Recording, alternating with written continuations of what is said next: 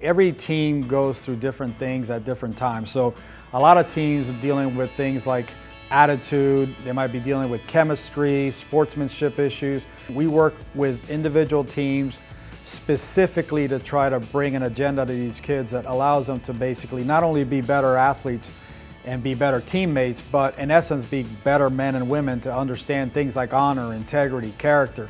And those are the things that really shape the character of the team. We'll get called in and asked to go do a workshop at a school. And that's usually just an afternoon or a couple hours where we work specific needs of the school. We have agendas for each workshop where we tailor make exact PowerPoints and discussion items. Those key values that the Student ACES organization stands behind are those key factors that we use in doing these workshops. We encourage communication, so their older teammates are calling out the younger ones are calling out the older ones, but that's great because they're communicating and they're getting to the bottom of what are some of the issues on that, either the team or with the school. We teach them that adversity creates character, and the ability to have roadblocks in front of you allows you to work harder and develop more tenacity and persistence. We offer these at no cost to all the schools, so we're always amazed by the coaches that take advantage of it and continue to bring us back. We're going to continue to grow the program. We got amazing people involved,